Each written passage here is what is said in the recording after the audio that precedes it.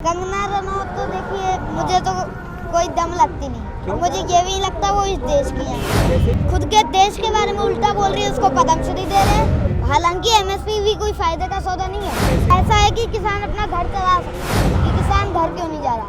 घर इसलिए नहीं जा रहा क्योंकि एमएसपी बाकी है। अभी किसान जरूरी है, किसान की बात करिए। चुनावों में मैं गया हूँ, मैं देखा है, किसानों के साथ बैठा हूँ, उनके साथ रहा हूँ, मुझे पता है एमएसपी गारंटी बाकी है। एमएसपी की फुल फॉर्म क्या होती है पता है? Minimum support price. तो एमएसपी अगर जो मिलने लग जाएगा तो किसानों को क्या फायदा होगा? एमएसपी से होगा कि कोई एक किसान को अपनी अच्छी फसल की जो रेट मिलेगी। हालांकि एमएसपी भी कोई फायदे का सौदा नहीं है। कैसे? इसमें ना नुकसान है ना फायदा है। कैसे बताएं? बीच में खड़ा है। नहीं तो जब नफा नुकसान नहीं है तो फिर आप एमएसपी पे की मांग क्यों? नहीं, ना नुकसान है ना फायदा है।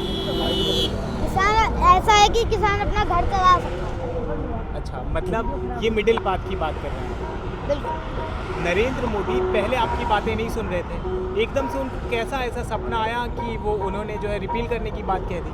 देखिए, आज तक का आप इतिहास उठा के देख लीजिए, जो भी किसान से लड़ता है उसकी हमेशा हार हुई है और किसान की हमेशा जीत हुई है। नहीं तो आज फिर से एक इतिहास बन गया। घर जाओ, लड्डू बांटिए, घर जाइए। अब आप यहाँ पे क्यों बैठे हुए हैं? आप अपनी पढ़ाई करिए, आपकी पढ़ाई भी डिस्टर्ब हो रही है। मैं तो पढ़ाई करता हूँ। कितने साल जब के हैं? मेरी छुट्टी होगी, जब मेरी छुट्टी होती है, एक सेकंड रुक जाइए, जब मेरी छुट्टी होती है स्कूल की, तब मैं आता हूँ इधर। मतलब पढ़ाई भी साथ चल रही है और किसानों का जो आंदोलन है उसकी आवाज़ भी आप बन रहे हैं। आप ये पूछ रहे थे कि आप पूछ रहे थे कि किसान घर क्यों नहीं जा रहा। घर इसलिए नहीं जा रहा क्योंकि एमएसपी बाकी है। अभी एमएसपी हमें मिलेगी जब जाएंगे। हमारी दो मांगे थी, क्या क्या? एमएसपी और काले कानून वापस हो। अंगद, यदि मैं आपसे पूछूं, रफली पूछूं, तो जो 3 कानून थे उन आपको पता है वो 3 कानून क्या थे? बिल्कुल पता है। बताएं। ठीक है, बता देता हूँ, पर बीच में कोई भी प्रश्न मत करना। नहीं, कोई नहीं करेगा। आप बताओ, आप बताओ। मैं ऐसा है ना, मैं बताता इसलिए पूछ रहा हूँ अंगद, क्योंकि जो लोग कहते हैं ना, जो भक्त लोग हैं, मोदी भक्त, वो कहते हैं इनको कुछ नहीं पता था। तो हम ये पूछना चाहते हैं कि अंगद को वो चीज़ें पता है कि नहीं पता है? मैंने बहुत इंटरव्यू में बताया, जब तक ये लोग समझेंगे नहीं तब तक मैं बताता रहूँगा। मैं फिर से बता देता हूँ। जो सबसे पहला कानून है वो मंडी को लेकर है। ठीक है। दूसरा कानून है स्टोरेज को लेकर। तीसरा कानून है कॉन्ट्रैक्ट फार्मिंग को लेकर।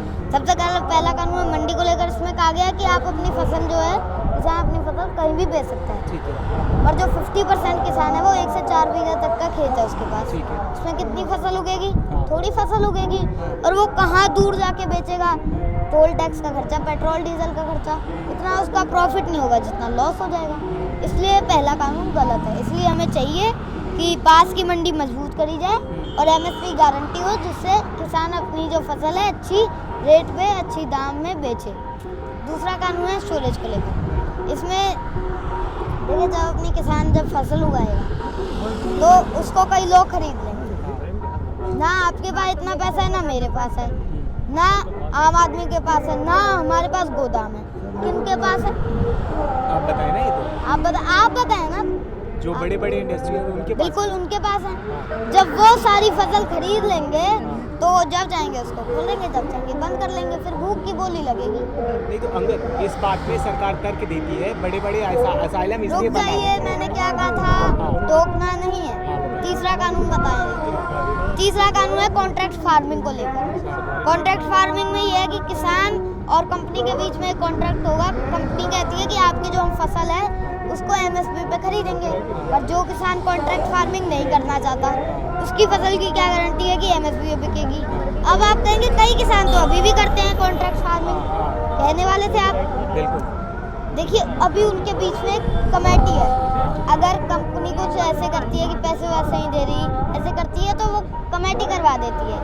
पर जब ये कानून लागू हो जाएगा तो कमेटी साइड, बस कंपनी और किसान होगा।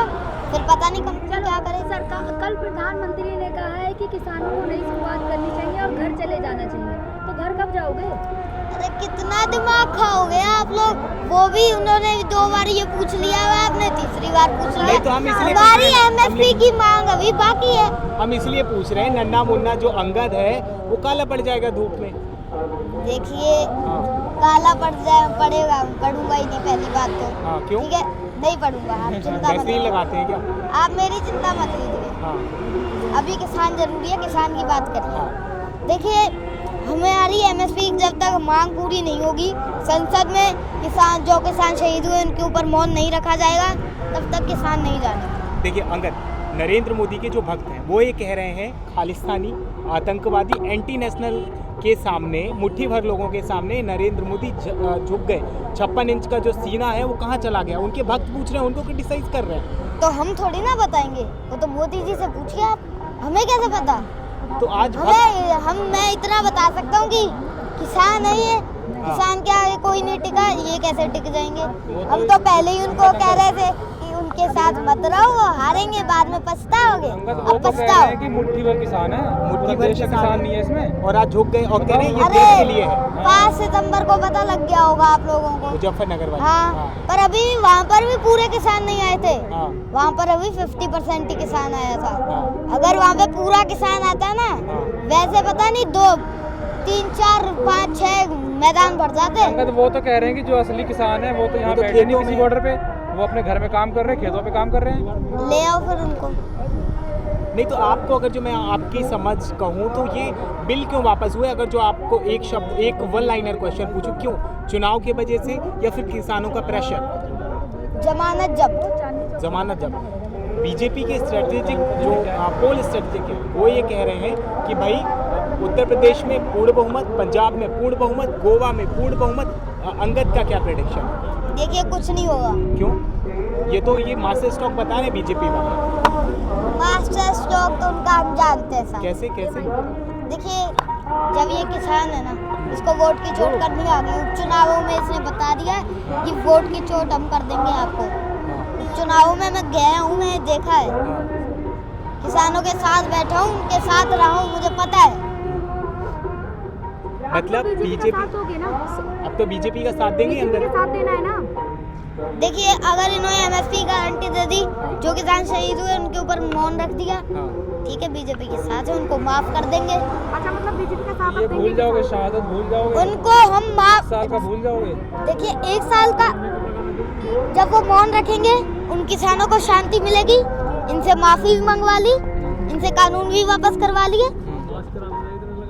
इनसे अब सब कुछ ले लेंगे। जो जो इन्होंने वादा किया था ना, मुआवजा, ये सब, पेट्रोल के दाम कम, गैस के दाम कम, इनसे सब करवाएंगे। और अगर इन्होंने कुछ भी नहीं करा तो वोट की चोट। मतलब अगर कल को आप मतलब आपको देश जान रहा है ना, तो अगर कल को मोदी साहब कहते हैं अंगद को अपने प्राइम मिनिस्टर ऑफिस बुलाते हैं और कहते हैं कि अब बीजेपी के लिए कैंपेनिंग करेंगे आप? नहीं करेंगे। क्यों? वो फिर अगर जो कहते हैं कि अंगद हम सब आपकी सारी बातें मानने को तैयार हैं, किसानों के जो बिल हैं वो सारी चीज़ें जो है हम करने को तैयार हैं, आपकी सारी बातें मानने को फिर तो कर देंगे, फिर कर देंगे। अगर वो मुझे वादा करते हैं, अगर मुझे लिखित में देते हैं कि पूरी जिंदगी लोगों की बात सुनी जाएगी, जब तक हमें है सरकार हमारी है, तब तक पूरी जिंदगी बात सुनी जाएगी, किसानों की बात सुनी जाएगी, देश की जनता की बात सुनी जाएगी, बिल्कुल साथ देंगे। फाइनल आपसे पूछना चाहूँगा कि जो अंगद, जो कंगना रनौत है, उन्होंने कहा ये जिहादियों की बात नरेंद्र मोदी ने क्यों मान ली? ये मुट्ठी भर लोग थे, बैठे हुए थे, क्यों मान ली इन लोगों की बात? कंगना रनौत तो देखिए, मुझे तो कोई दम लगती नहीं। क्यों? मुझे ये भी लगता वो इस देश की है। कैसे? वो ये पद्मश्री ये तो फिर ये कैसा देश है जो इंडिया के बारे में, अपने खुद के देश के बारे में उल्टा बोल रही है, उसको पद्मश्री दे रहे हैं? कैसे? मतलब बताएं तो। उन्होंने बोला 2014 में हमें आज़ादी मिली थी। आपने ये पढ़ा था स्कूल में? ये बताइए। नहीं, मैंने तो नहीं पढ़ा। अंगद ने क्या पढ़ा है? भाई, आपने किसी ने पढ़ा कि हमें 2014 में मोदी जी ने आज़ादी दिलाई थी? नहीं तो हमारे व्यूअर जानना चाहते हैं अंगद ने क्या पढ़ा है। मैंने ये पढ़ा है कि 1947 में हमें आज़ादी मिली थी और हमें आज़ादी दिलाने के लिए बहुत बड़ा हाथ भगत सिंह जी का था और सुभाष चंद्र बोस जी का था, गांधी जी का था। कंगना रनौत का ये कहना है कि 1947 में जो मिली थी वो भीख थी, आज़ादी नहीं थी। देखिए, वो तो बहुत कुछ कहते हैं और तो ड्रग्स लेके पता नहीं क्या क्या बोलते रहते हैं। उनकी फिल्में हिट होती हैं, आप उन्हीं को क्रिटिसाइज कर रहे हैं। हिट होंगी तो वो, इसका मतलब ये थोड़ी ना वो सच बोलती हैं हमेशा। अगर वो किसी की अंधभक्ति करेंगे तो उनका विरोध तो होगा। नहीं तो उन्हें Z+ मिली हुई है, पद्मश्री है, मोदी की चहेती है। Z+ क्यों नहीं मिलेगी? मोदी जी अपने जो उनके बारे में अच्छा बोलेगा उनको तो देंगे। तो अंगद की चाहत नहीं है Z+ मिल जाए, अच्छा सा बंगला मिल जाए, 10 साल की एज में इतनी शोहरत मिल जाए। देखिए, शोहरत लेनी है ना हाँ। तो अच्छे से लो, किसी की वहाँ पे चेले बन के मत करो। अपने दम से शोहरत लो और किसी की चेलागिरी ना करते हुए अपना ऐसा बनाओ पूरा। तो कंगना रनौत को आप क्या कहना चाहते हैं? मैं ये कहना चाहता हूँ कि कंगना रनौत जी, आप मोदी जी की चमची ना बने, ठीक है ना? वो चमची आप इतनी बन रही हैं, चमची ना बने। तो चमचा या चमची से तो खीर परोसी जाती है, वही काम कर रहे हैं। देखिए, अगर वो किसी का झूठ का साथ देंगे तो हम उनका विरोध करेंगे। अगर वो सच का साथ दे तो कोई विरोध नहीं कर रहा उनका।